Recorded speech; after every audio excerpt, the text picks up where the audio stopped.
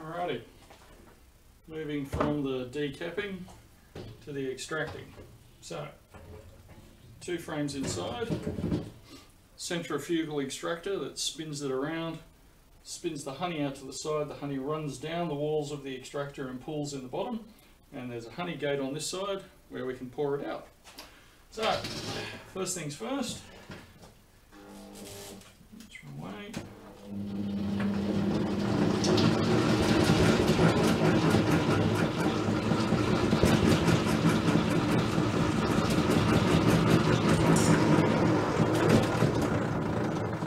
Start off with a gentle spin in one direction. What we're trying to do is just take a little bit of honey off one side to avoid, when we spin it around, causing too much pressure on the other side when we actually get serious about extracting.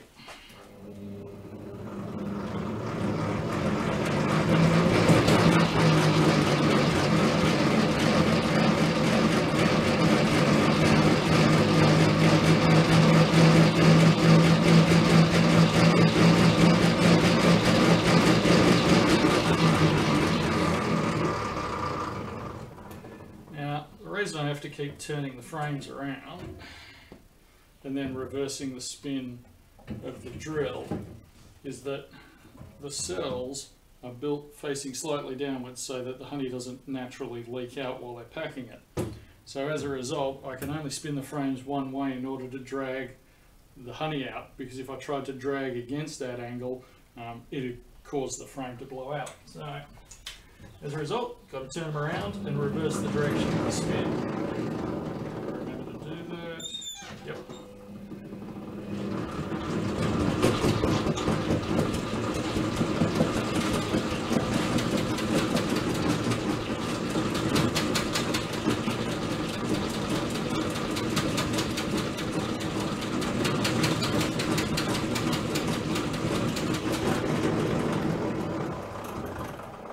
The reason things got a bit wobbly there is that the 2 frames are not equal in weight.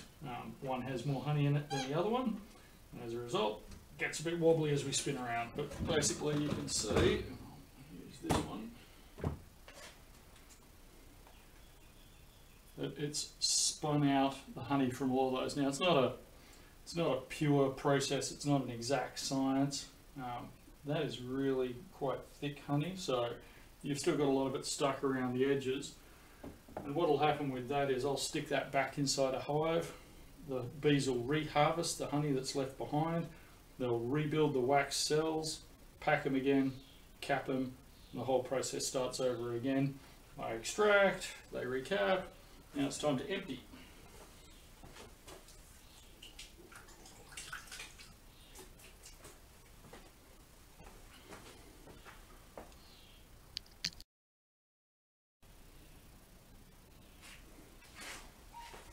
Okay, next step is filtering. So during the extraction you get all sorts of bits and pieces of wax. Sometimes there's other pieces of debris in there, like pieces of bees, etc. So filtering is critical. However, only cold filtering, because heat damages the honey. So comes out of here thick and chunky. There's a coarse filter on top, and the coarse filter takes out the majority of the wax. And then underneath is a 400 micron fine filter, which takes out a lot of the crystals but doesn't take out the pollen, because the pollen is one of the things that gives the wax its character. I'm just going to have to supplement this one.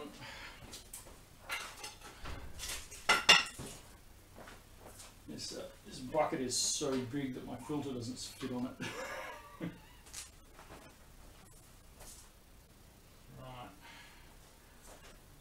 That should hold that up. So there's only 2 frames worth of honey in here, so actually not a lot, and it's a bit of a this will be a bit exaggerated because I've been using this for the last day or 2, and there's a lot of residual honey from other frames and other places in it. So basically I'll leave that now for several hours because it's going to take a while. There's a lot of debris in here.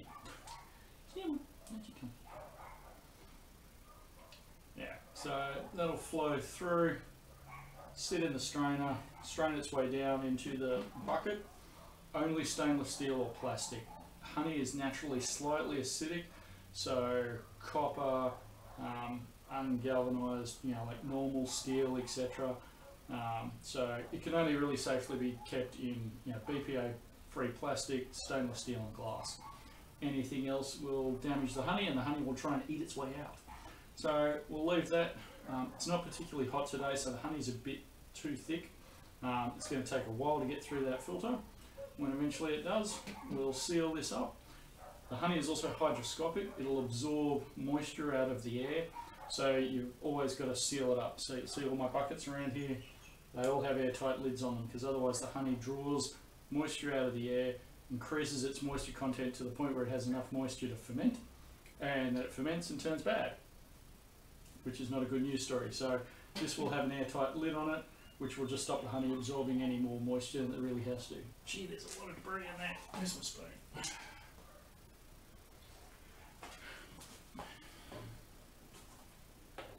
Want the honey, not the wax. Yeah, there's been a lot of wax come astray in this particular machine over the time. Yeah, that's okay. And it can clog up the honey gate and stop the honey from flowing. But as with all things with bees and honey, it's just a matter of patience. I just leave it here and eventually it does what it's supposed to do.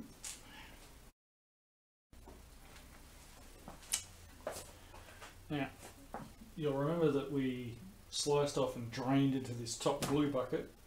What I've done now is, while we've been draining out of the centrifugal extractor, I've been allowing the honey to seep out of the wax that's in this top bucket into the bottom bucket, and now we do exactly the same thing again. Allow it to drain into the two-stage filter, coarse filter, heavy filter, fine filter. This stuff is way more refined simply because it had to go through the fine mesh in the blue bucket in order to get into the black bucket. So most of what comes out is honey. Previously I used to just wash the wax in water to get the honey off it, and then I'd often ferment that water honey into mead, but it turned out kind of weak. So the mead was okay, but it was very, very dry because there wasn't enough sugar in there, and the yeast would completely process all the sugar. You get a very dry sort of outcome. Now I just throw giant, a couple of kilos of honey into water and make that into mead, and the result's much better.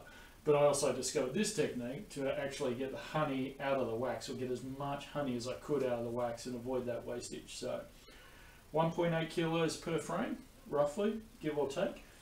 Sometimes you get fat frames that are like 2 kilos, and then you get underdone frames that are only about 1 kilo. So the variation is wide, but the average is about 1.8 kilos.